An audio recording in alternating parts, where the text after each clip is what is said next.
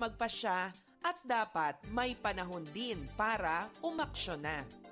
Magandang araw, ako si Maloy Malibiran sa Lumbides para sa Pro Tips, partner mo sa inspiradong trabaho at negosyong umaasenso.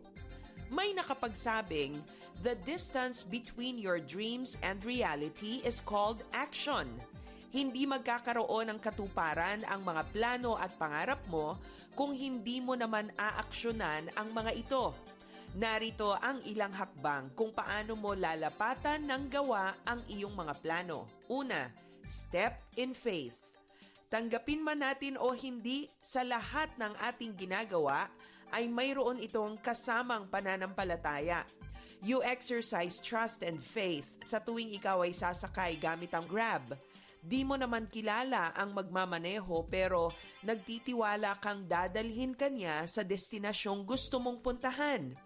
You exercise faith whenever you eat out in a restaurant. Hindi mo nakikita ang kusina ng restauran pero nagtitiwala ka na malinis at masarap ang pagkaing isa-serve sa iyo. Pananampalataya at tiwala sa Diyos ang kailangan. Sa tuwing gagawa ka ng hakbang para marating ang iyong mga pangarap at matupad ang iyong plano. Maraming bagay na hindi mo kontrolado, kaya kailangang matuto kang magtiwala sa Diyos. Pangalawa, exercise positive risk-taking. Ang paglago ay palaging may kasamang calculated risks. Gusto mong lumaki ang negosyo mo. Hindi naman ito mangyayari kung di ka magdaragdag ng investment o pangapital para sa expansion na iyong nais. Kasama ng paglago ay lakas ng loob na makipagsapalaran. Kasama ng paglago ang paghakbang sa labas ng iyong mga nakasanayan na. Part of positive risk-taking is learning to leave your comfort zone to expand your borders and horizon. At pangatlo, turn every action into a learning opportunity. Sakaling hindi naging matagumpay ang aksyon na iyong ginawa, hindi pa rin ito maituturing na kawalan o kalugihan. Make every action an opportunity to learn. Kung tama ang iyong naging hakbang, pwede mo itong ulitin hanggang sa maging bahagi na ito ng inyong standards and procedure. Kung mali naman ang iyong aksyon, sa susunod ay alam mo na kung ano ang dapat na iwasan. In any case, there is a benefit in taking action.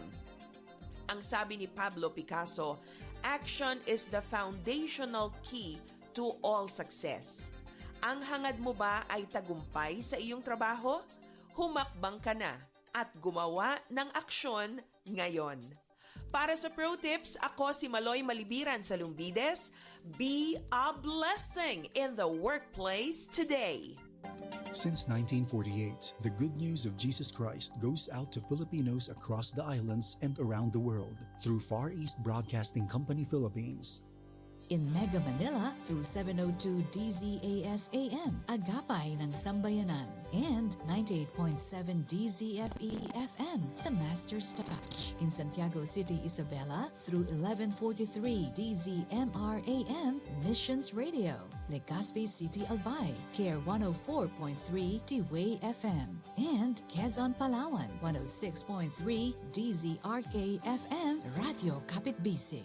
In Tacloban City, 97.5 DYFE FM, Unang Tugon ng Pamayanan, Bacolod City, 1233 DYVS AM, The Sweet Voice of Salvation, and Cebu City, Up 987 DYFR FM, Life Changing.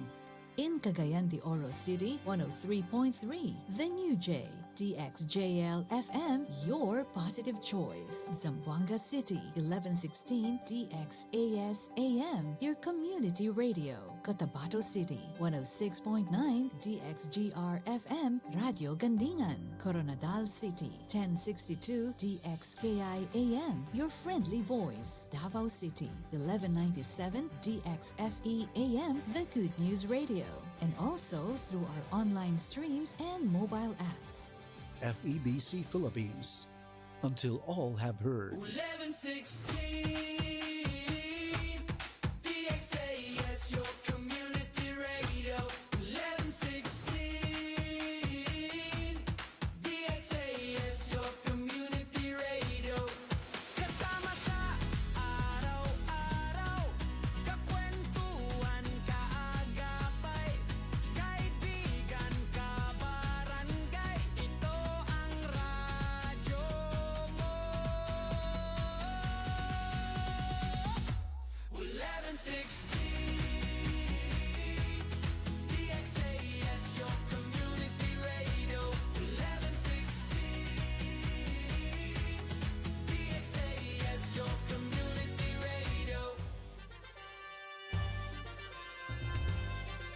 Este el DXAS FEBC, de ustedes Radio Comunidad, ta serví para conectar gobierno, privado y mga miyembro del comunidad.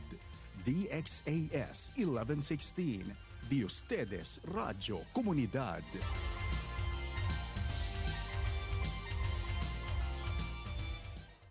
Ang oras sa buong Pilipinas, 5 minuto makalipas ang alas 7 ng umaga. Alamin ang mga kaganapan at mga pinag-uusapan sa Zamba Sulta. Makibalita at makibahagi sa pagbabago at pag-unlad. Oras na, Zamba Sulta!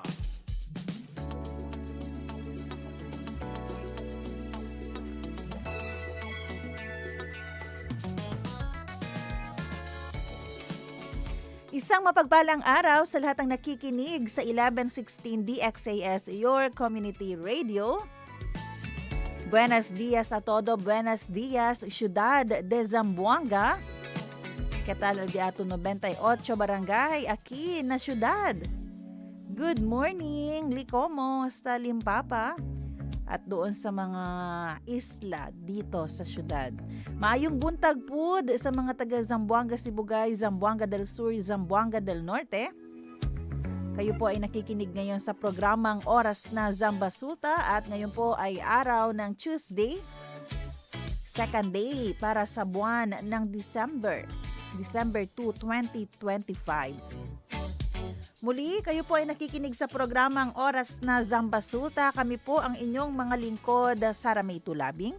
At ang inyong kabarangay, Robin Soling. Assalamualaikum warahmatullahi ta'ala wabarakatuh sa ating mga tagapakinig dyan. No? Salam pa sa lahat. Ayan, no? Assalamualaikum warahmatullahi ta'ala wabarakatuh.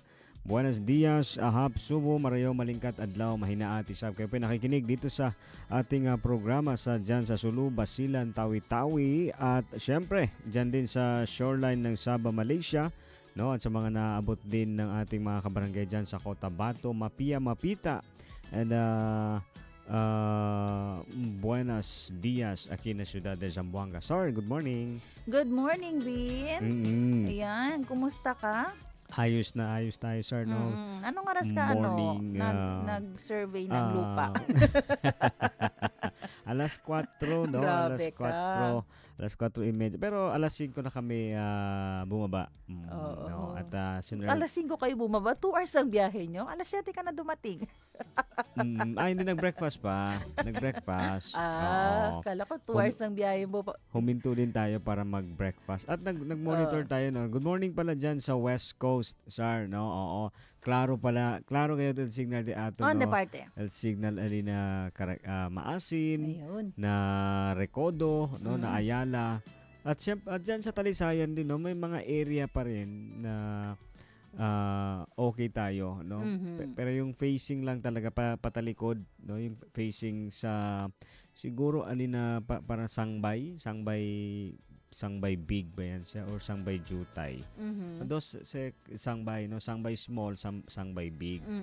Oh, so parang facing ata dyan. Pati na patalon, no? Kasi sabi kita maski na patalon no ay signal, no? Walang signal ng cellphone. So medyo parang mahina yung signal dyan. Pero yung signal natin sa radyo, ganon din. Oo. Pero sabi nga sa atin, good morning pala sa mga correction officer natin dyan sa Bureau of Correction, no? Sa good morning. penal colony dyan sa San Ramon, sir, no? Sabi nga nila, sir, baka kasi siya na jammer. Oo.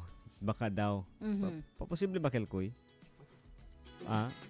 Kay hindi bawal daw ang cellphone ali adentro na kwan na colony. So posible ba ta perdel signal? Kasi maskin sila no tamen sila kwan, no tamen sila signal del radyo. Ganon. Facebook na lang silang tumutok. Hand sign lang, hand sign. Ano yun? Oo. Kwan lang, no? Sila sila mga code. Hindi, pero good morning, sir, no? Ayan, masaya tayo sa ating pagmamonitor, no? Early in the morning. Ayan.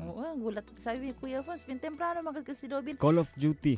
Sabi ko, hindi si temprano, Kuya. Ta-desperta si alas 3. Wak-wak na siya.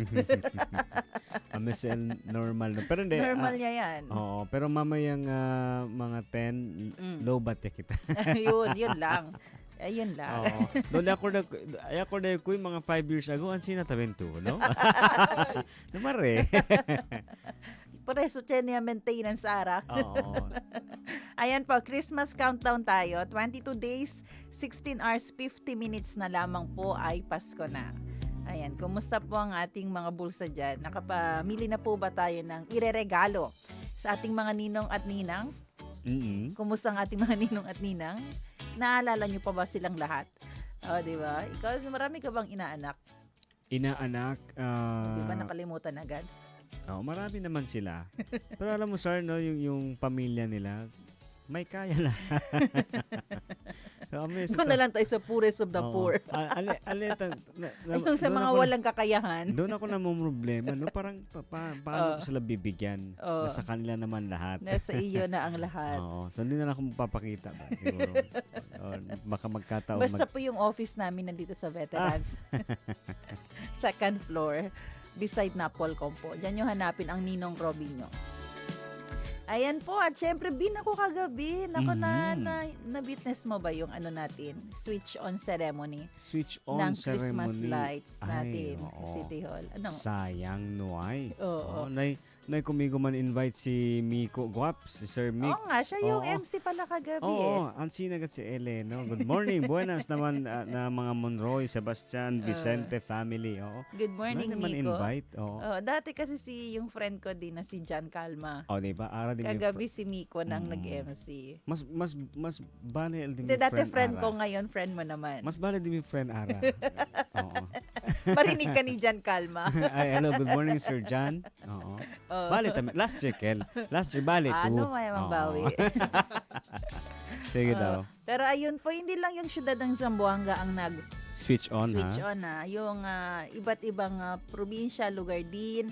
Yung Lamitan City, nakita natin. Yung Ipil, nakita natin. I think ano yan simultaneous na pag December 1, mag-switch on na at napakaganda. So mamaya may mga balita po tayo tungkol dyan.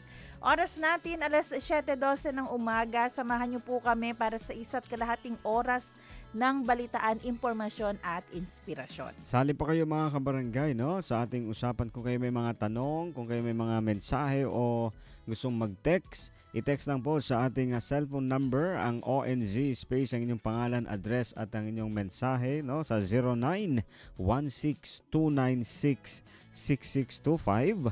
Again, 0916-296-6625, o kaya mag-comment sa ating Facebook page sa 1116 DXAS, your community radio. Ayan, good morning po kay Ma'am Mife, good morning Ma'am Sarah May and Sir Robin, at kay Ma'am Liliana Hunt, listening from Dubai. Ayan, nasa Dubai pala si Ma'am Liliana. Buenos dias a todos de Zamboanga. Alas 3 a.m. pa lang akin na Dubai. O gising na si Ma'am Liliana. Ayan, sinubukan ko lang i-open dito ang FB Live, pwede pa rin pala. Abot pa ang DXAS dito sa Dubai. Ayan, praise God. Na yan yung nagagawa ng mga online Ng internet. Kahit anong oras, digital. kahit saan ka, abot na talaga. So wala nang dahilan para hindi natin marinig ang mabuting balita ni Kristo. Ayan, ingat po kayo dyan, Ma'am Liliana. We sing happy birthday to you, and may all your dreams come true. Happy birthday. December 2, happy birthday po kay Ma'am Annalyn Hamito Tercio. Happy birthday din kay Eldian Tan. Happy birthday kay John Kitts at kay Auntie Malu Tindero sa Hagon. Ayan, dating namin yan, yung si Pastor sa Hagon. Parang before si Pastor Aquino ata. Si Pastor sa Hagon ang naging pastor namin sa Tumaga Baptist Church. So nagbe-birthday si Ma'am Malu, and happy birthday kay si Ma'am Malu ang kanyang wife. Happy birthday kay Raymart Mendez. Ayan, no, December 2, happy birthday din kay Eliza Nebab Muksan. Good morning, no, Nebs. At kay Jabi Nicole, no, alam ko, kilala mo to, sir, no? Sino yan? Si Jabi Nicole. Parang hindi. Ayan, si Chi Amor at si Raes din. Happy birthday. Ayan. Kuya Noli Aguilar, good morning. Blessed Tuesday Tuesday ONZ family. At kay Nika, no? Kay Nick, happy Huwag ka nang birthday. gugulat. Oo, naalala ko lang siya, no? Ayan, diyan sa Flamingo, no? Oh, di, happy birthday. Sa Miramar, happy birthday. Sa no? Flamingo, andyan si Kuya Norman, ah. Famadico. Oo, good morning kay Sir Norman. At sa kama siya, sa Flamingo. Alam ko katatagan, hindi ba? Flamingo. Flamingo. Flamingo ang alam ko. Okay. So, good morning po, no? Kay Kuya Norms. Yes. At ayan, happy birthday kay Nick, no? Kasi mamaya pupunta kami. Kala ko mamaya ang birthday niya. Oo. Mamaya kayo pupunta. Sama ako. Mamaya ang celebration, no? Diyan sa Miramar, no? Sama ka? Hindi na. Oo. Pass. Sa Marimar? Marimar ba? Miramar. Sa si Nunok? Oo, sa Oo, alam ko yan. Good morning kina Kuya Ambet Baloyo na nakatira dyan. Oh, di ba? Member namin sa FPC. Marimar. Okay. Di ba tapat yan ang gasolinahan? Opo. Yes. Di ba? Alam ko yan. Pupuntahan ko yan mamaya. Mm. Good morning. Happy birthday po sa inyong lahat. Salita at tanong ngayon.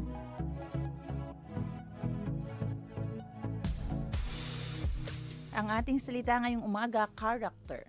Sa Pilipino, karakter. Natsabakano, karakter. Sa Bisaya, kinaiya. Ilonggo, kinaiya gyapon. Sa Tausug, pangadatan. Tanong po natin, anong karakter ang meron ka habang ikaw ay naghihintay? Romans chapter 5 verses 3 to 4, we also glory in our sufferings because we know that suffering produces perseverance and perseverance to character. Sa magandang balita, Biblia, hindi lamang iyan, ikinagagalak din natin ang mga kahirapang ating tinitiis dahil alam nating ito'y nagbubunga ng pagtatiyaga at ang pagtatiyaga ay nagbubunga ng mabuting pagkatao. Bin, ang ating karakter ay napakahalaga sa isang tao. Mm-hmm. Alam mo, pag may mabuting karakter ka, humahanga yung tao sa iyo. Pero alam mo ba paano nag-shape ang karakter ng isang tao? Kung paano rin siya nagiging mapagpasensya. Ang pagiging mapagpasensya nagpo-produce ng magandang karakter. Kasi yung time na may hinintay ka na answered prayer mula sa Panginoon, nagkaroon ka ng pagtatiyaga. Nagkaroon ka ng perseverance. Yung trials, yan yung nagre-refine kasi sa atin. Pwede rin kasi, di ba, magkaroon tayo ng trials sa buhay, ng suffering sa buhay, may hinihintay tayo. Pero lahat ng iyang ginagamit ng Panginoon para ma-refine tayo, para masala tayo, at magkaroon tayo ng mabuting pag-uugali, mabuting karakter. At saka alam mo, sir, no, yan yung nagugustuhan ko sa, especially pag training ang pinag-uusapan. 'Di ba? Kasi kapag training,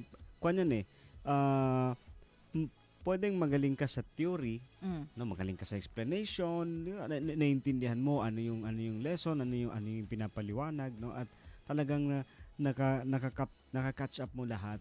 But yung theory kasi magiging meaningful siya kapag meron ng implementation or kapag nandun ka na sa realization, no, sa reality. At doon lalabas yan, no, doon lalabas yung ano yung natutunan mo.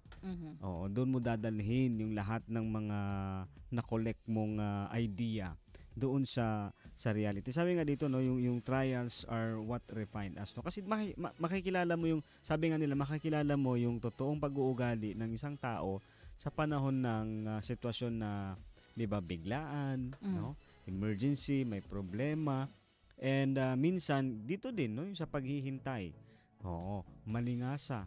'Di ba? Especially sa panahon ngayon, sir, no, yun nga. Actually, parang bakit nagko-connect yung topic natin, no? Actually, ito rin yung topic ko parang kahapon din, may kasamang Baka ginagaya mo yung topic ko. waiting lang din. Siguro. Hindi, no, yun nga, no, talagang lumalabas yung pag-uugali ng tao, especially, 'di ba, sa during waiting time. Alam mo, gusto ko yung sinabi mong para siyang training. 'Di ba, halimbawa, doon na lang sa mga nagte-training para maging pulis o kaya para maging Coast Guard.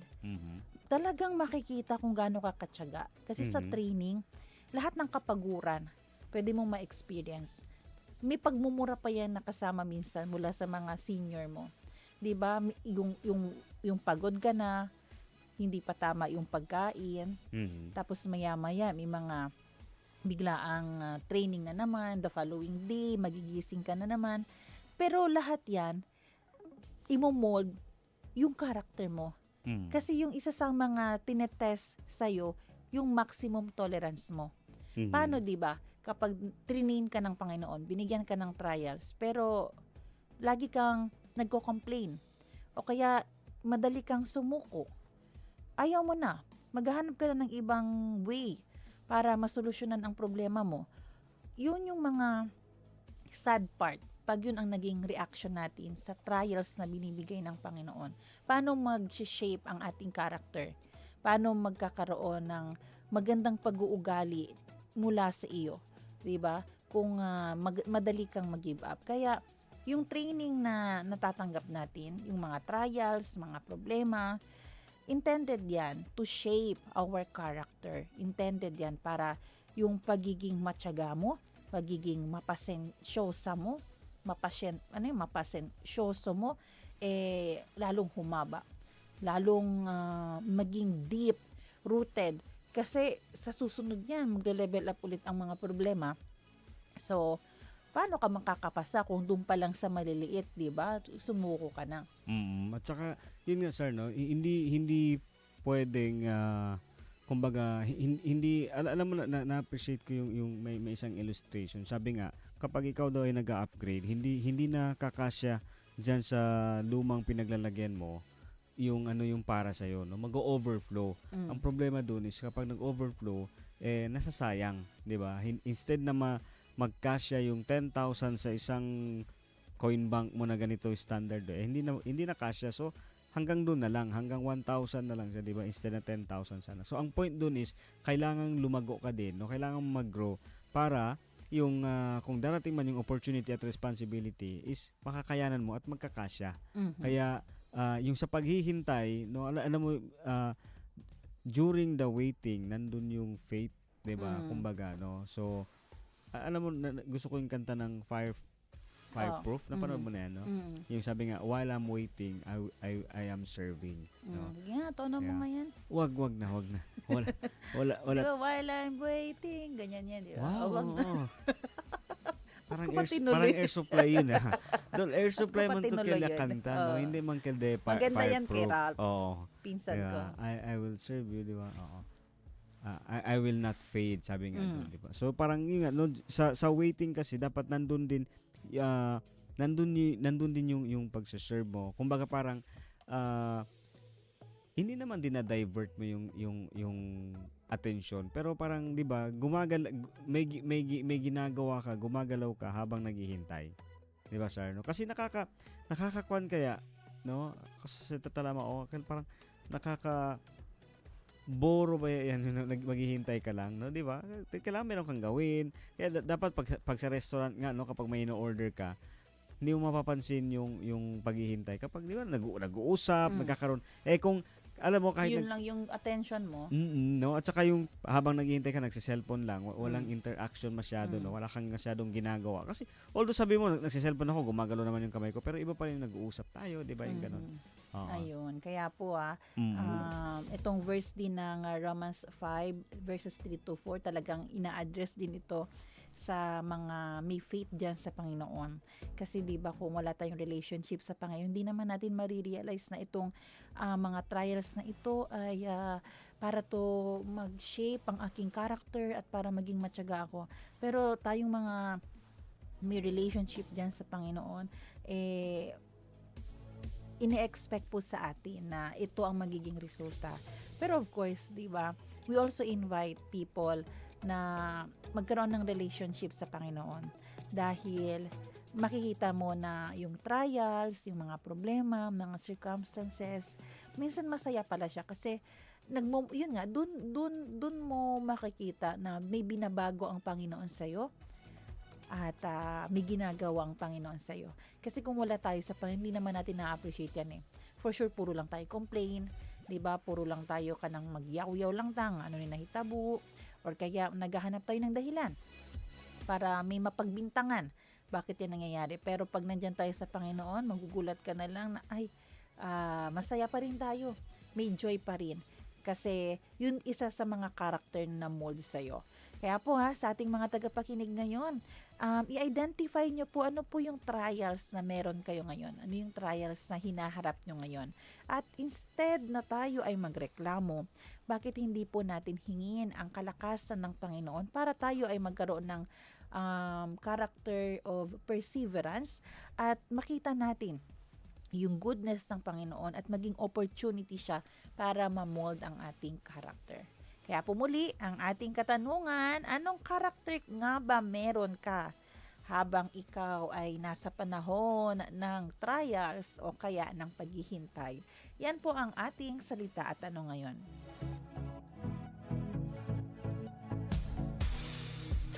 Mga gawang kabutihan para sa bayan. Marapat ipamalita yan. Mabati ang mabuti.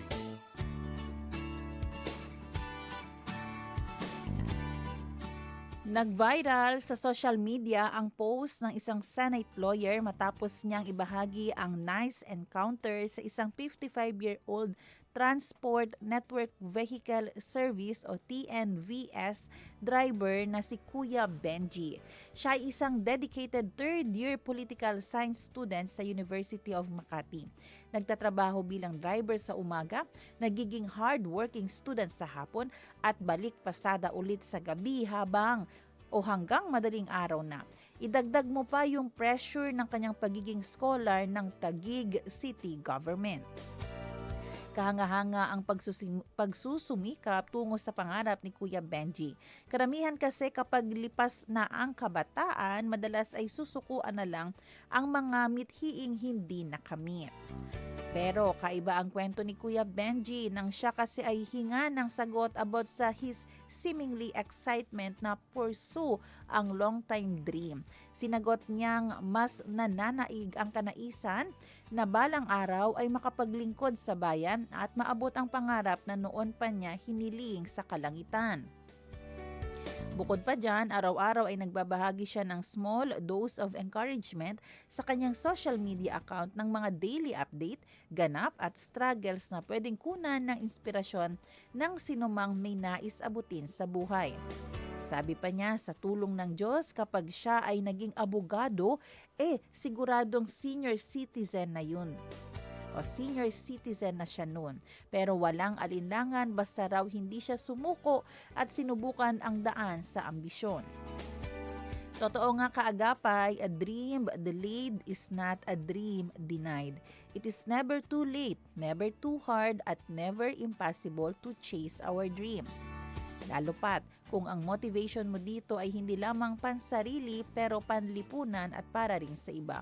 Kaya naman, dream on at patuloy lang dahil balang araw magbubunga din ang lahat ng ating itinanim na kasipagan.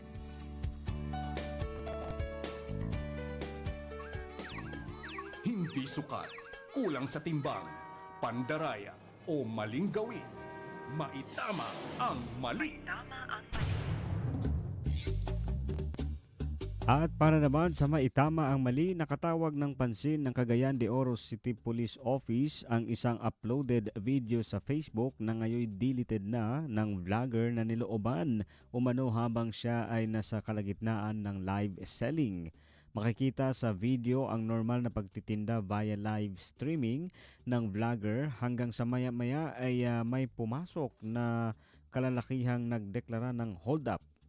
Bakas sa mukha ng biktima ang takot habang unti-unti nang tinatangay ng hold-upper ang mga cellphone na nakadisplay sa shelf ng vlogger. Sa investigasyon ng otoridad na pag-alamang hindi pala inireport ng vlogger ang insidente sa kahit saang police station sa lalawigan dahil sa paniniwalang wala namang mangyayari dito.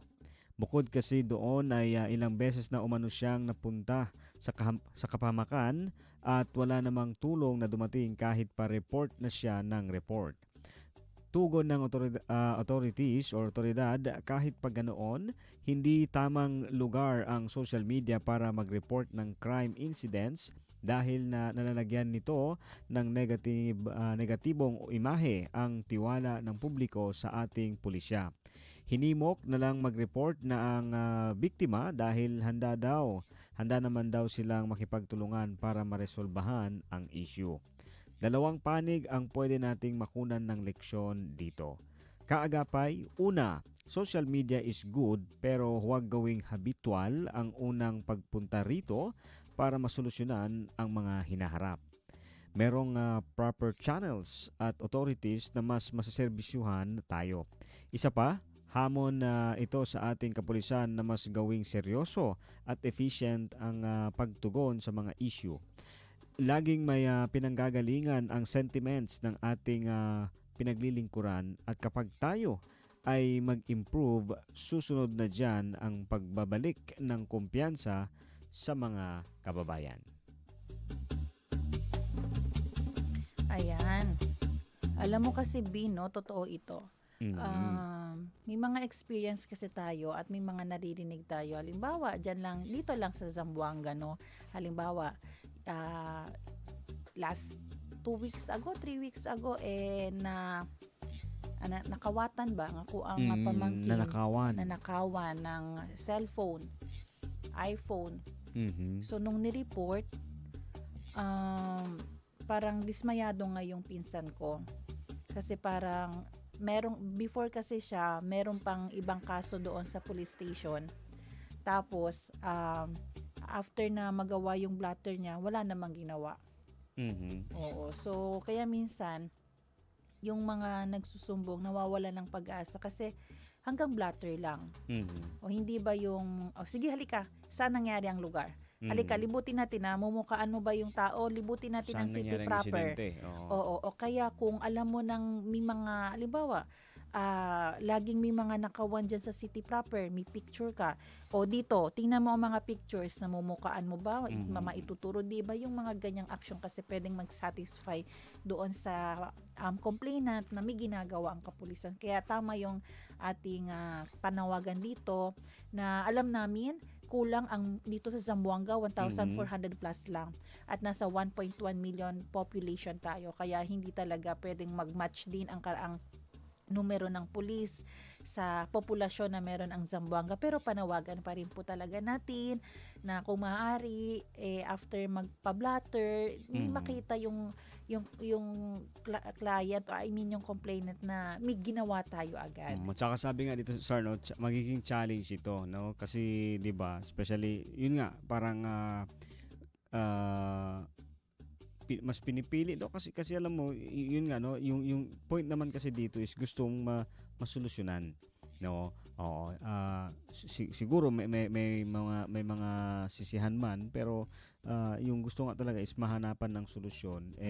Kaya instead na sabi nga natin, no, yung sa right channel or the right authorities na yung paghingi ng tulong, sometimes kasi dito na lang sa social media kasi nagbabakasakali na baka may mga familiar or same issue. Oo, no, parang ganun ba. So at saka hindi, shoutout, maiba lang natin, sir, no, sa local original naman natin kahapon dito sa Ciudad de Zamboanga, naiwanan din ng cellphone yung isa sa ating mga kapamilya sa isang tricycle na ibinalik naman ng tricycle driver. Yung mga tricycle driver natin sumasauli talaga ngayon, no? Ng mga Saludo tayo dyan. Ayan, lalo na pag Grab driver. Oo. Ayan. Good morning po sa inyo. Pero to be fair din, kaya din yung sentimiento naman ng mga kapulisan. Minsan ginagawa na nila lahat, nahuli na, nadakip na. Pag sinasauli na yung mga items na ninanakawan, wala na, hindi na magpa-file ng case. So wala silang magawa. Ibabalik na naman nila sa labas. Palalabasin na naman nila yung suspect. So uulit-uulit na naman yung suspect sa pagnanakaw kasi lagi kasing minor de edad ako, kaya pinapakawalan lang naman ako pag nasauli ko na. So may parehong sentimiento yung complainant, yung biktima, at saka yung mga kapulisan natin. So parehong dapat may matutunan. Ayan po. So yan ang ating mabati ang mabuti, maitama ang mali.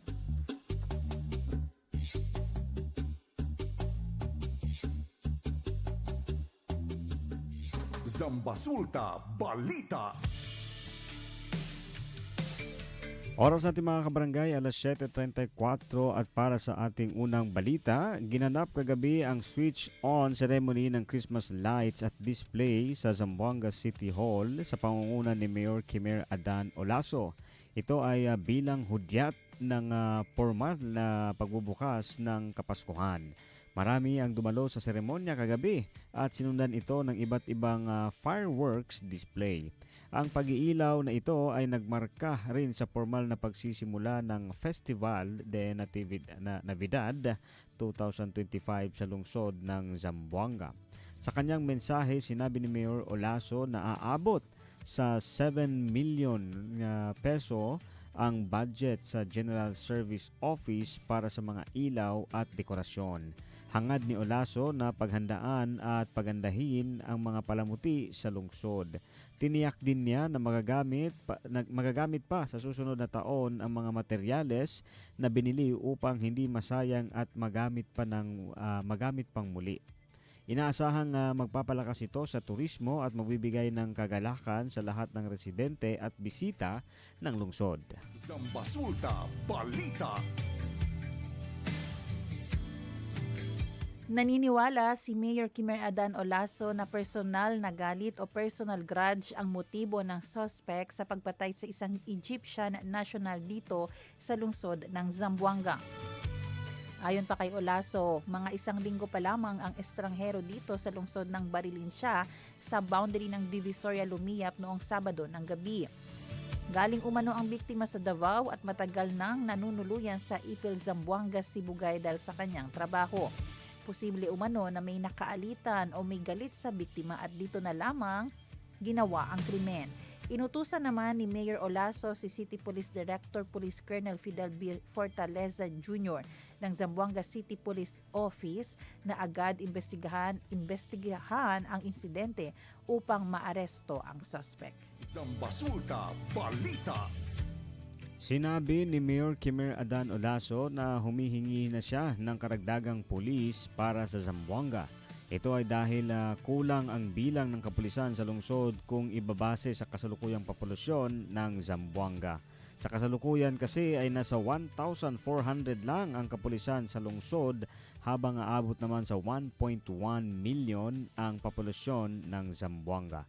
Paliwanag ni Olaso, ang mga insidente ng pamamaril, pagnanakaw at iba pang mga krimen sa lungsod na kadalasan ay ginagawa sa mga tagong lugar ay hindi dahil sa kakulangan ng kapulisan. Kaya naman ang hiling ni Olaso ay dagdagan ang kota ng pulis sa lungsod. Patuloy naman ang panawagan ng alkalde sa lahat na maging mapagmatsyag lalo na ngayong panahon ng Kapaskuhan. Zambasulta Balita.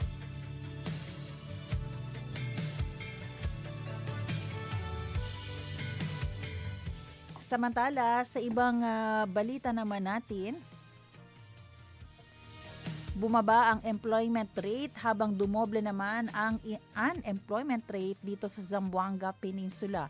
Ito ay batay sa ulat ng Department of Labor and Employment o DOLE Region 9 sa kanilang ginanap na press conference kaugnay ng kanilang ika-92nd na anibersaryo.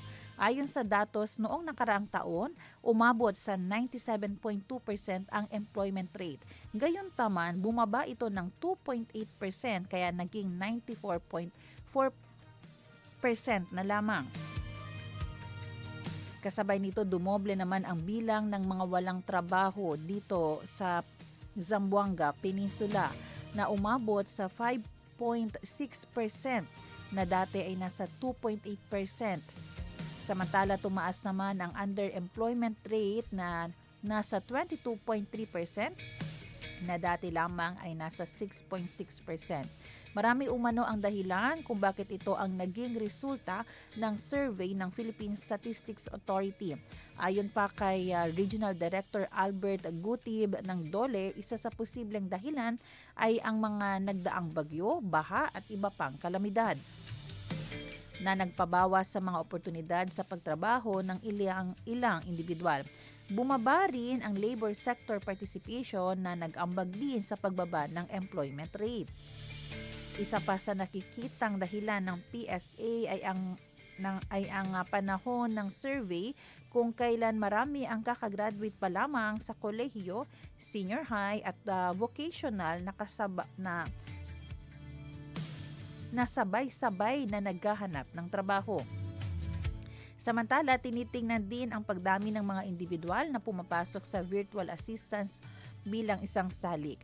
Pagdating naman sa underemployment, ipinaliwanag na ito ay dahil may mga trabaho na hindi sustainable o hindi pangmatagalan.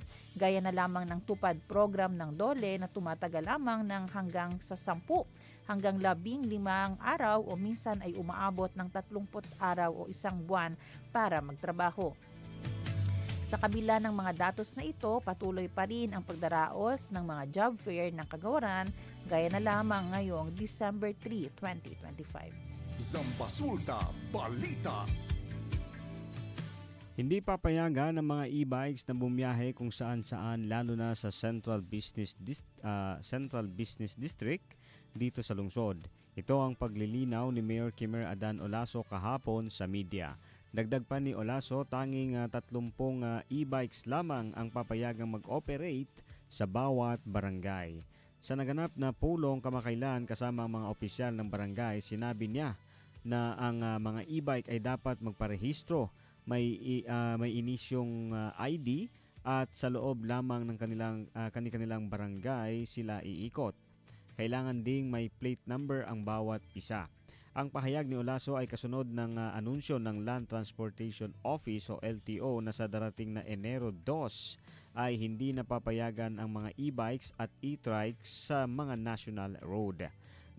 Dapat ay nagsimula na ang prohibisyon kahapon, ngunit mas minabuti ng LTO na magsagawa muna ng information dissemination para sa buong buwan ng Disyembre. Zambasulta Balita. Samantala, sa ibang balita, mas hihigpitan ng lokal na pamahalaan ng Zamboanga ang pagkontrol sa mga gumagalang hayop o stray animals kasunod ng pagtatala ng kabuuang 18 kaso ng rabies mula buwan ng Enero hanggang Oktubre ngayong taong ito. Sa pulong ng Zamboanga City Multi-Agency Task Force noong November 27, 2025 ay naglabas sila ng resolusyon na nag-uutos sa lahat ng barangay na ipatupad ng mahigpit ang City Pound Ordinance upang kontrolin ang lumalaking populasyon ng stray animals. Ayon sa City Veterinary Office o CVO, 31% pa lamang ng target na populasyon ng aso at pusa na may katumbas na 22,522 ang nabakunahan ngayong taon. Tiniyak naman ng CVO na patuloy ang pag-iikot nila kasabay ng anti-rabies vaccination na ibinibigay sa nasa 20,000 pasyente na nakagat. Nagpatupad din sila ng spaying at neutering sa 336 na hayop at tumanggap ng 2,745 na isinukong aso at pusa sa City Pound. Ang paghihigpit ay naglalayong protektahan ang kalusugan ng publiko laban sa rabies sa lungsod. Zambasulta Balita. At para naman sa ibang balita, isang barangay chairman at ang kanyang kasamahan ay ang inaresto ng kapulisan noong Nobyembre 28, 2025 sa kasong paglabag sa Republic Act 10591 o ang Comprehensive Firearms and Ammunition Regulation Act. Kinilala ang barangay chairman na si Idris Jama Abdullah, 33 years old, tagapangulo ng barangay Sangkahan sa munisipalidad ng Albarca. Ang kasama naman nito ay si Jaid Alasa Amilul, 21 years old, residente ng Lagayas, munisipalidad ng Tipo-Tipo. Naganap ang pag-aresto sa barangay Malinis, Lamitan City habang nagsasagawa ng routine mobile patrol ang mga pulis. Ayon sa Lamitan City Police Office, sa pamumuno ni Police Lieutenant Colonel Elmer P. Solon, naharang si Abdullah sa pagkababa niya mula sa itim na Toyota Hilux. Sa isinagawang inspeksyon, nakumpiska mula kay Abdullah ang isang .45 caliber arms core pistol na may kargang magazine kung saan nabigo siyang magpakita ng legal na dokumento. Dahil dito, masusing hinalughog din ang sasakyan na nagresulta ng agarang pag-aresto kay Amilul. Natagpuan sa pag-iingat ni Amilul ang isang Colt MKIV pistol. Bukod pa rito, may nakita ring M16 rifle na may mga kargang magazine sa loob ng sasakyan. Wala ring naipakitang legal na papeles si Amilul para sa mga na-recover na baril. Kasalukuyang nakakulong ang dalawang sospek sa kustudiya ng Lamitan City Police Office o City Police Station habang isinailalim sa documentation. Naghahanda na ang mga otoridad upang sampahan ng kaukulang kaso ang dalawa sa korte. Zambasulta Balita. Oras natin mga kaibigan, alas 7:45 ng umaga. At mayroon tayo natanggap na balita, B, no? Pero fire out na daw umano ito. According ito sa Zamboanga City Fire Alert, nagkaroon ng isang sunog sa Purol 4, Barangay Sangali. No? Isang structural, umabot ito ng second alarm. Napag-alaman din natin na ito pala ay bahay ng dating barangay chairman ng Sangali. Ito yung Familia Felix, yung apo nito ay classmate ko, kaya pala nag-post si Sweet.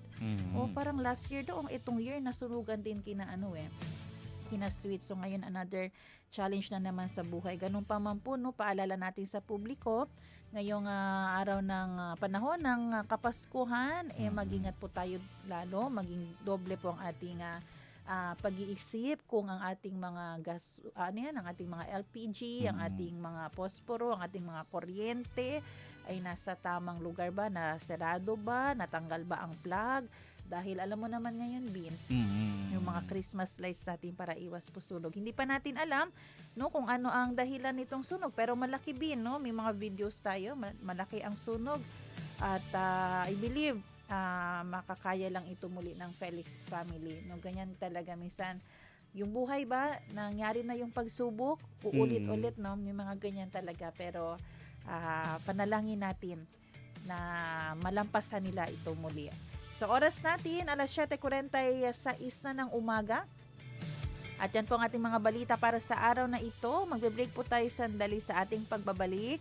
Ay makasama po natin si Mr. Toby and Valerie Tang Sok ng Business as Mission Philippines.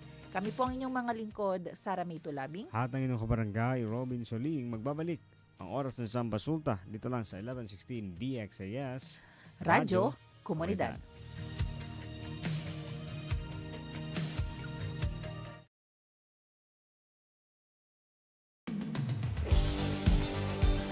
Pakinggan ang mga kwento ng nagbagong buhay sa pamamagitan ng mensahe ng pag-asang mula kay Jesucristo. On air, online, at on the ground. Ito ang The FEBC Report. Kasama si Luis Miguel Castillo, President ng FEBC Philippines. From fear to faith, parang ganito ang tema ng buhay ni April Ortiz nang makilala niya si Lord. Nakaranas siya ng emotional crisis mula sa isang hindi inaasahang aksidente. After the car accident, it was a traumatic event for me. I didn't sleep well. I want to get off the cab. And then that taxi driver was listening to your station, sir. And I praise God because that word of that radio station, your radio station said, fear comes from the enemy. That fear is not from God. Up 987 DYFR FM ang station na napakinggan ni April sa Cebu City. Na-encourage siya ng message na i-focus ang paningin kay Jesus at magtiwala sa Diyos na nagbigay sa kanya ng second chance in life. I think the hardest part for me, sir, was knowing that I'm alone. Because my husband is not there, I'm going to be the ones going to drive the car.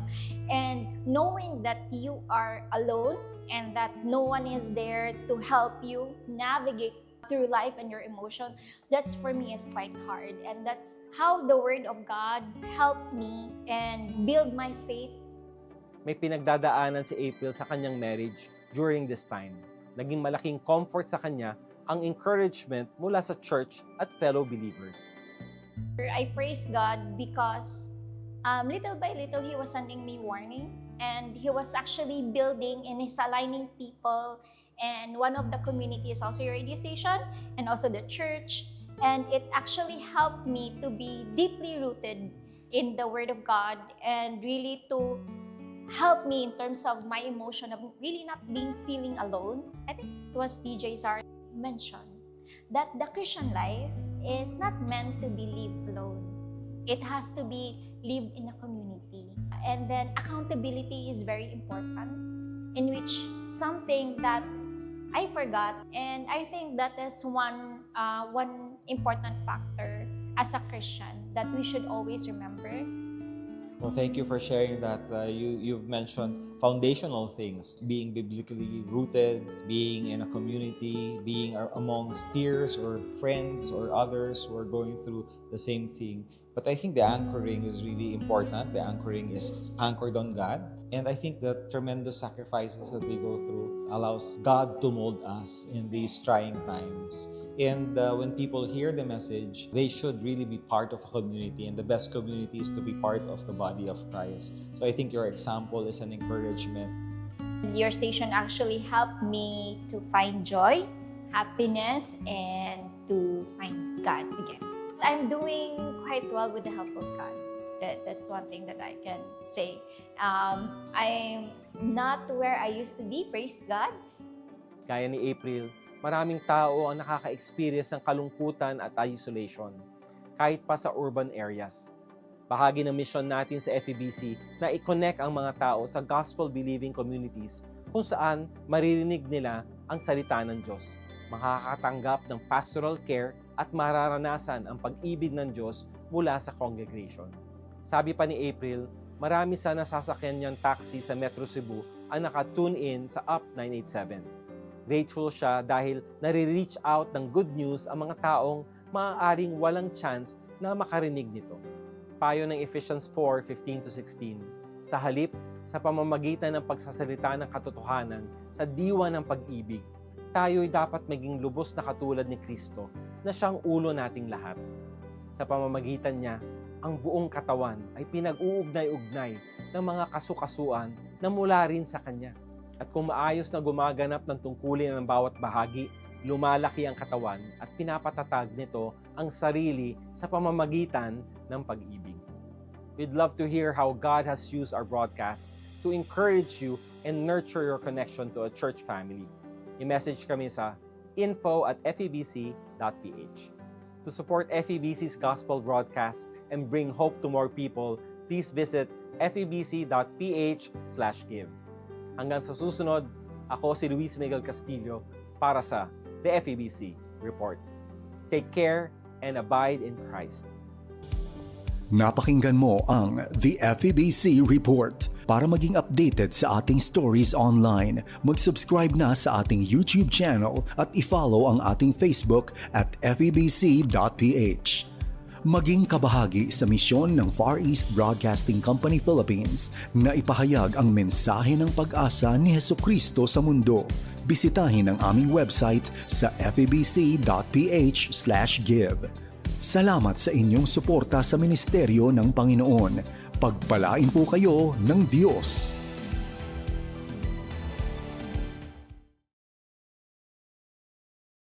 Great joy that will be for all the people. Today in the town of David, a Savior has been born to you. He is Christ the Lord. Luke 2:10-11. All throughout sa Christmas story, maugid ni ang mensahe sa Ginoo. Ayaw kahadlok. Sa kang Zechariah, ayaw kahadlok. Sa kang Mary, ayaw kahadlok. Sa mga shepherds, ayaw kahadlok. Bisan pa og dili klaro ang sitwasyon, bisan pa og nakuratan sila, nahadlok sila sa mga panghitabo, God says, do not be afraid. He is working. He is in control. He is bringing good news of great joy. And this is still our assurance today, because the Savior who was born, Jesus Christ, is the fulfillment of God's promise even from Genesis. Mauni ang first gospel. Ang unang saad, the Redeemer will crush the serpent. So karong Pasko, we don't need to fear the future. We have a Savior, and He will save His people from their sins. Celebrate the good news of great joy right here on FEBC Radio, communicating Christ in our world. Since 1948, the good news of Jesus Christ goes out to Filipinos across the islands and around the world. FEBC Philippines. Until all have heard. Oras na, Zambasulta. At nagbabalik ang oras na Zambasulta. Kayo pa rin po ay nakikinig sa 1116 DXAS, your community radio. Muli ako po si Sara May Tulabing. Ang DXAS ay isa sa mga himpilan ng Far East Broadcasting Company at kasapi sa kapisanan ng mga broadcaster ng Pilipinas. Ang FEBC ay isang non-profit, non-commercial at donor-based radio station. At dahil po sa katapatan ng ating Diyos, at sa inyong partnership tayo ay nagpapatuloy sa paghahatid ng mabuting balita ni Kristo.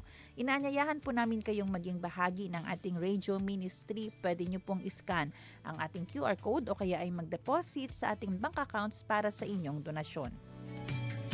Para ma-acknowledge namin ang inyong donasyon ay mag-message po kayo sa amin. Muli, maraming salamat sa inyong partnership at God bless.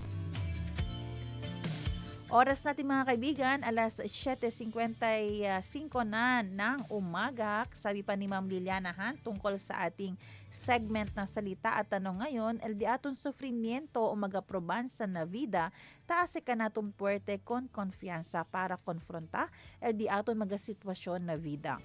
El de berasan conocimiento con relasyon con Diyos ay dali ka naton buen karakter y attitude na vida junto con Ele. Patok na negosyo. Ngayong araw ng Martes ay narito po tayo muli sa ating segment na Patok na Negosyo kasama ang Business as Mission Philippines. Nakasama po natin ngayon si Ma'am Jo Cabrera Alabastro para ma-interview sila Mr. Toby and Mrs. Valerie Tangsok. Ako po ang kasama po ninyo ngayong araw na to sa Entrepreneur Especial Jo Cabrera Alabastro. At syempre may kasama po tayo ngayon.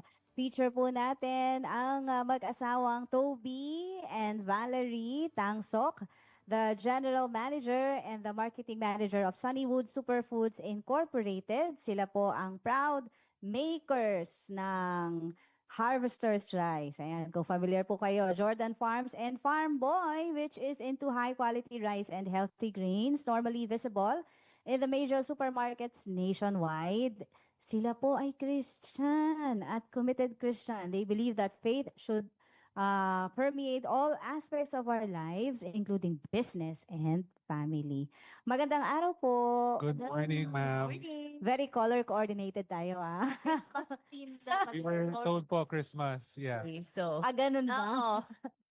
Ang galing talaga ni Miss Ma'am, Lisa. before I forget, Yes. I just wanted to say hello to all of our team in the office. Pati na eh, no? Papabate. So, bago ko makalimutan, I'll do that. Hello to everybody. Yan. Hello, everybody. And of course, family too. Sunnywood, Mana, hello. Hindi natin Sir Romy. pwedeng, yan, tama yan. Magpangalan, pangalan. Sir Romy, Ma'am Tina, ano ba? Mami mo. Mami na natin. Of course, yung nag-request si Miss Tin and her team. So, hello po. Si Josephine Corpez. Hello, sir. Hello, Ate Pin. Hello, Ate Hilda. Hello, Marites, Andrew, and Erin. Hello. Ayan na, nabigyan na kayo ng clue. Baka meron pa kayong mga babatiin para hindi Okay sila na po. At least tapos na yung obligasyon namin. Kumusta po kayo? We're doing very well po, very well. So the Christmas season is very much in full blast na po kami. So quite busy but by God's grace sustained naman po. Praise God. But before we delve into business, ilang years na po kayong mag-asawa? Ako po ay nagbibilang talaga. So we are actually celebrating next week. Wow. So 12 years. Yeah, so we're married 12 years and 12 we have years. 3 wonderful children po. Mm. And interesting fact, my wife homeschools our children. So yeah, so I am blessed na yung misis ko ay committed to this journey. Miss Valerie, hindi mo na-mention yung mga anak mo. Hindi mo sila nabate. Ay, Erin, Andrew, and Asher. Hello, good morning. Hi, guys. Ayan. And tell us more about your business po. Okay, so basically we're in the distribution of rice and grains. and also sugar, but mostly rice. So we've been doing it for the past almost 30 years, and our products are found in the major supermarkets po. So SM, Robinsons, Pure Gold, Walter Mart, and so on and so forth. So we focus on high quality grains and also healthy rice because there's a growing appreciation for healthy alternatives to our food. No, so brown rice, black Yes. rice, adlay. We also lately launched our shirataki rice. So it's a diet rice. So people there's a growing market po for these. May na-mention po kayo, Adlay Rice, another growing market. Para po dun sa mga hindi familiar pa sa Adlay, ano po yun? Oh, adlay is a rice alternative. Still part of the grass family. So parang medyo barley yung ano niya. But when you cook it, it's almost like you're eating rice. Sarap siya But isangag. yeah, sarap siya isangag. Low glycemic index, which means it doesn't become sugar in your blood right away. So it's very nice. You feel full. Tapos ipo, hindi siya nakakaano. It is healthier. Biglang na-offend yung kanin ko kaninang puti. Oh, pero healthy din yan. Healthy din ang white. You know, very interesting po our official endorser is si Kuya Kim. And Kuya Kim said he eats rice. And he was saying that Yeah, when you say rice, white rice. he also he can rice, also of eat white rice. rice because rice is a good source of energy. It's gluten free, and anything that is eaten in moderation is good because it's not processed. Natural po ang rice. Okay, so anything that is binigay ng Panginoon as it is, no, it's ingested well by our body versus processed foods. So kayo ang nagsimula ng business? No po, actually si father started the business. Yun nga po, 28 years ago, no? He calls himself an accidental success because yun nga minsan joke siya, pinush lang daw siya ni misis niya na magnegosyo ng bigas and as the supermarkets grew and as the market grew, so nasabayan po niya yon. And we are doing our best to continue that legacy to provide high quality products to the market. And of course, our values, our Christian values, guide us in most of our decisions in running the company. So Kailan po ito na-pass on sa inyo? it's very funny. He's been saying magre-retire na daw siya for the past 10 years. But we would like him to continue on. So he's still very much active. But most of the roles that he used to do for na siya lang, no, we've taken on that role, and so we're steering the ship as best as we can. But before mo na handle partly yung business ng family, ano po yung pinagkaabalahan nyo? I'm actually chemist po ako by profession, so walang kinalaman sa bigas. Si Val naman, she's handling the social media and the marketing now of the company. And yun nga po, she's a full-time mom, homeschooling. So I had to learn po along the way, but it's been fun. And yun nga po, we're very proud that we feed the Filipino people and we support local farmers. Wow. So talagang it's not just making money, there's also an advocacy, there's also a purpose for what we do. Miss Val, ano po ang inyong pinagkaabalahan before kayo nag-asawa? No, I was also active in ministry in church, but with business, I help si Dad. So, but God has called me. Ecclesiastes, diba? There's seasons to everything. I'm an only child, only daughter, only child. So then I think about, nako, there's this business that we have to take care of. So sabi ko, okay, di yun na, diba? But then I also prayed for my God's best. Okay, so during this time, it's very important to marry the right one because marriage is also a ministry, right? Yes. Diba? So it doesn't end when you're single, then when you're married, and then through work, and then through the family life, right? So yun, and then when we had children, so before children, I would help in the family business, which is rice. And then after that, God has called me to homeschool through my husband. And I was blessed that my husband took a very big place in the company. And he was, diba? Because without him, then I will be doing that and then having my children. Pero ano yung challenges mo as homemaker? And of course, a teacher of 3 Yeah. kids. Oh, well, I do have teachers around me, but sometimes in a wife's mind or in a woman's mind, syempre isipin nila, nako, after this, then what will I do? Oo. What if I don't know kung ano ginagawa ni Toby? What if, God, take him, Oo. and one day wala na si Toby, and then I have to go to the business, and then what will I do? What will be my income? But then God told me and reminded me, be faithful to what you are called for. I will take care of you. Wow. Mm. So, paano kayo nag-adjust? Ano yung dynamics nyo sa family? More on, paano kayo nagkakaroon pa ng quality time since, He's very hands-on now. He's Wow. very busy, but he's very hands-on. I think my children can tell you that. So baka you can tell them how men can be, yes, very much into business, but also hands-on sa how. family. I think the challenge with men, well, people in general, there's sa puso po kasi natin may trono eh, 'di ba? So the question is, sino po yung nakaupo sa trono? So is it the Lord Jesus, or is it maybe ourselves, or maybe wealth, possessions, respect, power, achievement? So we have to be very clear about that. Kaya nga ang like ko sinasabi sa mga friends ko pag nakakausap ko sila about this is the gospel is very important. Everything rises and falls with the gospel. Because pag wala po tayong personal encounter kay the Lord Jesus, there's no transformed life. And because there's no transformed life, there's no conviction also. So once you know your convictions and you know what's important to you, yung values natin, kung paano tayo titinan or i-judge ni Lord next time if we were faithful to Him, dun mo i-align ngayon yung priorities natin. I struggle with this continuously because meron pa rin tayong flesh, Siyempre, may flesh pa rin tayo, 'di ba? There's still that's the sinful selves natin. But I always have to remind myself na yun nga the way I'm measured now is not anymore in my achievements. The way I'm measured now is how faithful I am in the mission that God has called me to do. And I'm not perfect po. My team knows this, my employees know this. Many times I apologize to them kung nanonood po sila, kung nakikinig sila. Ito na po. So, in fact, lately, I apologize to 2 of my team members. Sabi ko, pasensya ka na minsan if I'm very intense or I'm very, parang, siguro minsan unkind po yung words ko.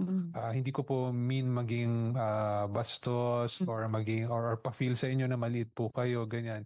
Minsan lang siguro in the heat of, the day and the things that need to be done in the office, baka ang dating sa inyo is harsh po ako, ganyan. So, di ko alam, baka sanay na sila. Yan na naman si sir, magsasorry na naman, ganyan, and all that, no? But I'm really trying to be as genuine as I can. Kumbaga, kung sino tayo sa bahay, yun din po tayo sa labas. Kung sino tayo pag Sunday, supposedly holy tayo kasi kakagaling lang sa church. We should be the same guy from Monday to Saturday also as well. So, it's something that men have to, and people in general, they need to know their priorities, their values, because they'll align their schedules. Yung schedule po, there's really no such thing as finding time. You have to make time and you have to arrange your priorities based on what you do as important. No? So kagaya po sa amin ni Mrs., when we got married, we continue to lead our Bible study group. We never really stopped doing ministry because we believe that God has called us to that, diba? So it just takes a different form, a different shape as you go through the life stages. So ngayon po, we have a young family. Our kids are all under 10. So mga mga very young pa. So we have to be very hands-on with them. But we have to learn how to choose our priorities and balance. There are things that we really need to give up because we cannot prioritize that as of now. Kasi iba yung focus namin ngayon. I'd like to point out to one thing na natutunan namin sa inyo, Sir Toby, para sa ating mga kaagapay. Tayo po na mga tinawag na mga pinuno ay hindi rin po tayo exempted sa pagkakamali. And ano ba naman yung paghingi ng paumanhin sa mga taong na-offend, lalo na sa mga nasasakupan natin ano sa mga tinutulungan, sa mga partner, lalong-lalo na sa mga empleyado. Minsan kasi parang ang hirap ibaba yung pride ano, pero this is one thing lalo na kung tinitreat mo na ang business ay ministry, that is your mission, and you walk the talk. Saying sorry is actually will build respect sa mga tao na nakakatuwang mo. Yun bang negosyo ninyo, kagaya ng pananampalataya, ay na-pass on? Di ba? Na-pass on yung business. How about yung faith? Yes, that's something that I'm very passionate about and very concerned about. So I really try my best na ma-disciple ko yung mga anak ko. So Your parents were believers also? well, my mom is starting to church Wow. also as well. Okay. So you are the first generation Christian? Yes. Hmm. Generation po. Yung Yeah. I think. Oh, you're It's no, the faith. Oo, kasi yung business na pass on, pero yung faith, how did you okay. Paano kayo naging believer? Paano ka naging so for me po, I had a business friend who invited me to church. Church. At the time, syempre, ano siya, persistent siya eh. And syempre, Ilan taong ka noon? I was in my 20s at the Wow. time. So, minsan mahihiya tayo, diba? So we go to church with him, and then we would listen to the messages and be inspired. And then of course you feel very good afterwards. So the few times that I did go, parang I felt parang na-touch ata ako dun sa message po na yun. And then eventually, as I went through my my career, I went through a parang identity crisis, no? Parang I started to, tawag ko nga po doon is the what's next syndrome. Yung what's next po, ibig sabihin, akala po natin pag na-achieve natin to, yun na yung masaya na tayo. And then it fades eh, di ba? Pag nabili ko to or narating ko po ito na po yung ultimate, no? I will be happy. Ito na yung masasabi ko na pong success ako. But then after magfe-fade, then I will say, baka naman itong next naman po na to, next na to. So it seems to be like there's a never-ending pursuit of happiness, no? And there was a philosopher who said that. Sabi niya, inside every soul is a thirst for happiness and meaning, which is legitimate po yun. But yun nga, we are reminded in the Bible, sabi ng Bible, di ba? In your presence is pleasures for. You're right. Ang Panginoon lang talaga. Nothing in this world can do that. Ikaw, Miss Valerie, Christian parents? Yeah, my parents are Christian. Si dad who did the rice business has been a very good example of generosity. So and we also do have Bible studies, right? In our office at least once a week. Then he helps out with Child Evangelical. So but si dad, his ministry is that, but he doesn't really want for people to know what he's doing. So we always told the story, but don't let your left hand know what your right hand is doing. So he really lived it. So I just see it, and so we hope to be that kind of person, even just a fraction, because he really is very humble person. Yeah, so he has always taught me the Bible when I was small. Always read me the Bible. But syempre, 'di ba, ang faith nga is a personal decision. Yes. So so I made that decision maybe when I was in high school or grade school, end of grade school, yeah. And apply nyo syempre yung faith. Paano ka pinalaki ng iyong parents, yung pagpapalaki sa mga anak? Yes. The good thing with if you're regularly attending church and all the events around church, they have different things that will help.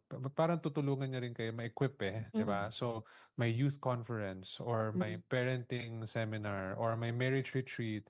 So kailangan natin mag-invest ng oras and energy to attend these kasi nga we need to learn, di ba? So as I was reminded by my friend last weekend, my people are destroyed for lack of knowledge, di ba? Ignorante po tayo. We're not doing the things to upgrade ourselves. Na kaya we're going down a path na we could have avoided, di ba? We could have done it better. So I'm praise God, kami grateful po kami na yun nga po, na kilala na namin ng Panginoon when we started to have kids. So we're doing our best now to really show them yung ways ni Lord, and also of course to live in a way that is a good example, because baka sabihin nila later, hypocrite naman si Papa, si Mama, sabi na sabi ganito, pero yung buhay nila hindi naman ganon. Again, we're not perfect, but you know, we're trying our best to teach them and show them at the same time. Sabi nyo nga po, invest on learning and invest on more para matutunan ang marami pang bagay, ano. And this is what you do also in Business as Mission, di ba? Marami kayong mga nadadampot na mga principle. Can you share some? Business as Mission has been very helpful, especially nung pandemic. Doon ko sila na-encounter actually eh. So, nung yun nga po, nung nakilala kong Panginoon, I had a certain time na nagkaroon ako ng conviction na I really want to do the business God's way. But it's a lonely journey. Lonely journey siya. Parang feeling mo minsan mag-isa ka lang. And so I was very happy to know na there's such a thing as Business as Mission. And there are people na like-minded. Meron po palang mga tao na ganun din ang commitment nila. And so those events, those fellowships, those meetups, and of course yung experiences din ng iba really helped us a lot. And my wife knows that, no? We have started to even change some of the yung mga strategies namin as a company to accommodate those things. So, and we also we live it out, no? And we encourage other businessmen to do it also as well. So parang nagiging echo chamber na siya sa mga ibang tao din na kapwa believer. Parang we always have to remind ourselves that the business is God's. It's so hard, it's so hard it from tithing to giving, because alam mo yun, when the business grows, then the tithe grows, right? Diba? From example, from 100 pesos, 1,000, then it grows and grows, and then you say, we can buy a truck using this tithe example, diba? Yes. But then we always have to remind ourselves that the business is God's. He gave, he can take away, he gave. But at this time that we have to use it for God. Because if we don't remind ourselves of that, then we end up, it's just like, we want to make more money, right? And even the family for husband and wife, God muna, diba? Husband and wife, then the kids, right? And everything else follows. If we don't have that, if we don't think that, then we will just be so busy. Because imagine na yung truck drivers, we have to call that. They call us they call him at the middle of the night. So if we don't fix that because of our priorities, we would just na lang forever, 24/7, di ba? We are working. And what for? We have to remind ourselves, what for are we working? Sabi nila, you'll never go wrong with food business, lalong-lalo na sa bigas. Pero meron ba kayong challenges? It's a common notion na yun nga, pag food business. Kasi di ba kumakain eh? Yeah, common notion, common po yung thinking na basta food business magka-click. Pero siguro what I'll do is bigyan na lang tayo ng definition muna. Ano po ba ang isang negosyo?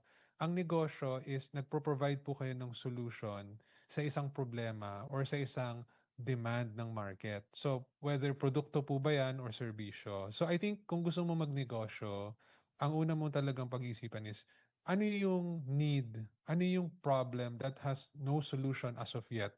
Or there is a underserved market and you can be the one to provide that Fill the gap. Yeah, so whether that's food or not food, it can be a business. Service talaga siya, no? Ministry talaga siya. Hindi talaga yung paano ko kikita dito. Yes, Parang ang tanong talaga, how can I be of help? That's very important po kasi pag ang tingin mo sa negosyo is kumita ng pera, kung yun ang primary motivation mo ng business is kumita ng pera, then malamang yung filosofiya natin with regards to business, may kinalaman doon. Ibig sabihin, ang definition ng business ay kumita ng pera. Number one, yun. So, ibig sabihin, ang mindset natin is, by any means necessary. Gagawin ko ang kailangan kong gawin para kumita. Kahit mag-shortcut po ako, kahit ma-compromise ko yung sarili ko. Kasi Nakikita. kasi yun ang definition ko ng Mindset. business eh. But if your mindset is ang business is serving others, solving a problem, providing a solution, being a blessing to others, iba po yung tingin natin sa negosyo. So it's a totally different point of view. Napakagandang perspective po niyan, ano.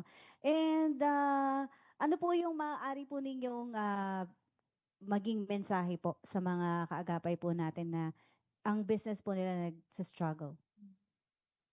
Okay, if they're struggling with regards to yung making ends meet po, doon muna tayo mag-start, no? Kasi any business, umpisa, ganun muna, di ba? How to make it profitable. I would advise pag-aralan, do what you can to learn and grow your knowledge of the chosen industry na pinasok mo. Okay? If you have to pay a little bit minsan to attend seminars, read books about it, or if may kilala po kayo na nasa same industry, na successful na, and they're generous enough na turuan po kayo sa industry, go out of your way to really learn. Kasi po, minsan ganun tayo, gusto natin kumita kagad, but we're not willing to do the work to upgrade and kumbaga to level up ourselves, no? For those naman po na nagsa-struggle when it comes to their values or integrity pagdating sa business, ibig sabihin, parang hindi nagja-jive yung faith ko sa negosyo ko. For example, may mga compromises po ako. Ang advice ko doon is, yung sinasabi ko kanina is, kailangan po muna tayo magkaroon ng decision. Because, yun nga po no conviction, then there will be no transformation also as well. So, pero bigyan ko rin po kayo ng pangako na galing sa Panginoon. Sabi ng Panginoon, He will honor those who honors Him. That's not the exact verse, but that's the principle. No? And there's also a verse in Chronicles that says, the eyes of the Lord roam around throughout the earth looking for someone to support those who are fully devoted sa Kanya. So sa simpleng salita, para dun sa mga tao na nag-commit na, Lord, gagawin ko na yung negosyo ko your way. Hindi na po ako ang CEO, hindi na po ako ang ultimate owner ng negosyo na to. From now on, kayo na po ang may-ari ng negosyo na to. And gagawin ko po lahat ng tama. Then the Lord will honor that. And you can claim many, many promises that He has given to those who are devoted to Him. Miss Val, you've mentioned earlier yung middle of the night, tumatawag yung driver sa kanya. So paano nyo in-address yun? Paano nyo na-resolve na sa sarili nyo, hindi naman ako magiging ganito forever kasi talagang it will take time, di ba? Ang ginawa ko po doon is I set up the system or the company. We upgraded talaga yung manpower team namin. So before po, for example, wala po akong mekaniko sa company. Pero ilan yung truck namin. Dati kasi naka-outsource lang po yung mekaniko. So sabi ko, okay, preventable tong mga problems na to eh, 'di ba? So tiningnan ko siya and sabi ko, look, ito yung ginagastos natin sa repair cost every year. So parang worth it na ata na kumuha na kami ng sarili ng mekaniko, for example. So we upgraded, we already started, kumbaga pino-professionalize na namin yung company versus yung dati, lahat po ay ang bagsak sa amin po. So we started to equip and Capacity build na sa mga tao namin. Yeah. And siguro another way is we try our best to treat everyone as much as possible the way the way the Lord would want us to treat them. And syempre, we're hoping na ang ibalik din sa amin is kindness din po kindness din po. Sabi nga nila, kindness is the new currency.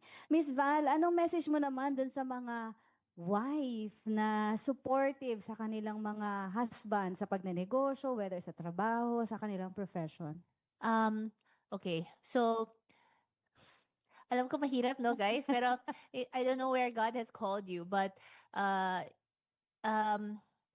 just please, yung pray and then talk to your husband during the season, especially when the kids are young, because this is not something we can delegate. I'm so blessed we have ates now that are, helping. But the mom, the being a mom or being a father to the children cannot be delegated, that no one can take the place of the parent, and also no one can also take the place of the wife to the husband, di ba? The roles of serving the husband, the roles of respecting the husband. It's my prayer to be able to support, love, and be his best encourager, because us, di ba, sometimes our kids, our husbands, we can see everything that needs to be improved. But my prayer to us wives is to be more appreciative, encouraging, and to also know, to take the role of a wife and as a mother and not delegate the task. Oo, di ba? Because that's the trade-off. If you do full-time work, then there is also a trade-off that we delegate the children to the teachers. We delegate the children fully to the ates or to the lolo, di ba? Sila, they are the ones who take care of our children. But what did God call us to do? We were called to be the mom, the dad, a wife, and a father, di ba, during this time. So, yun. Sabi ni Luther Villarico, amen. Amen. Thank you. I want to add to that, for the husbands naman, okay? There are many times yung advice ng wife ko was the correct one. Okay? And so sometimes ang men na husbands, kung may nakikinig po, minsan, desidido na po tayo, naka-form na yung decision natin. So naiinis tayo when our wives are questioning or giving their opinion about a certain decision that you made, right?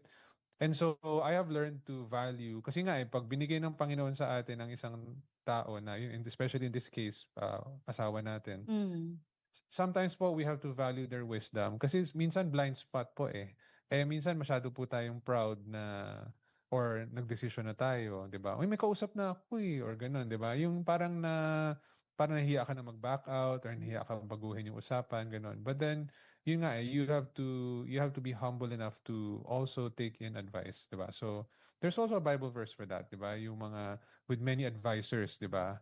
A king is able to make the right decision. But pag closed-minded po tayo, lalo na hindi tayo masyadong willing for input, that's a recipe for disaster po. So, I appreciate my wife and I encourage the husbands to also listen to their wives kasi sometimes, many times, hindi lang sometimes, many times they're correct. Parang may calling siya na maging pastor.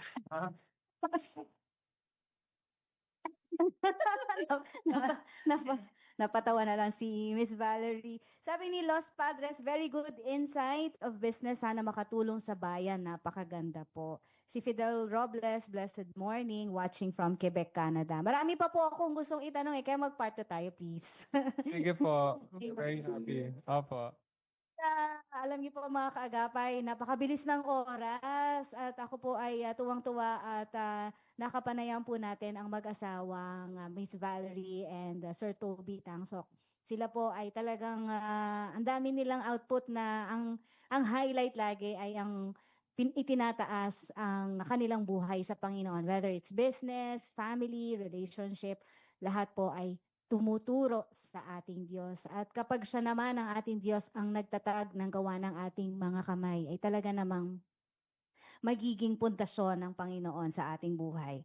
At kailangan na po naming magpaalam. Marami pong salamat sa ating mga kaagapay dito po sa United Neon Advertising Incorporated. Thank you so much po sa inyong pagpapahiram ng venue. Napakagandang venue na ngayong araw na ito. Siyempre kasama natin Benji Musura, Wen Balatukan, si Angelica Kalaya, thank you rin kay Jabez Mancho at kay Reggie Villena, John B. Reyes at syempre kay Eileen Valdez. Ako po si Jo Cabrera Alabastro. Thank you po, Sir Tubi. Thank you. Salamat po. Thank you. God bless you, kaagapay.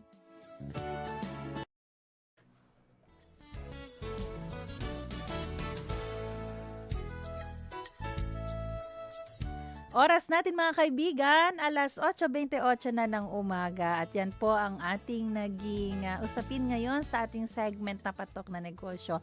paalala po sa atin ng ating pamilya ay importante. Hindi lang po basta ang ating negosyo. At syempre, kailangan ay itaas po natin sa Panginoon ang lahat ng meron tayo. Family, business, ang ating future plans, lahat po yan ay ibigay, itaas, ibalik natin sa Panginoon. Maraming salamat sa lahat ng mga sumama sa atin sa ating programa ngayong umaga dito sa radyo, sa Facebook. Maraming salamat din kay Kuya Rolando Alfonso, ang ating technician, at susunod na po ang programang Serbisyong OFW, Family Matters at Radyo Sinkauman. Magkarinigan po tayo muli bukas alas 7 ng umaga. Kasama po natin bukas ang Zamboanga City Medical Center. Ako po si Saramito Labing, nagpapaalalang posible ang pagbangon at pagbabago.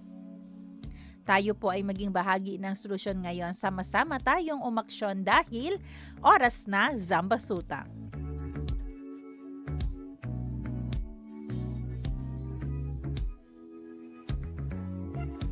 Inyong napakinggan ang programang Oras na Zambasulta. Para sa mga komento, mensahe o suhestyon, tumawag o mag-text sa 0916-296-6625 o sa 0998-844-1410.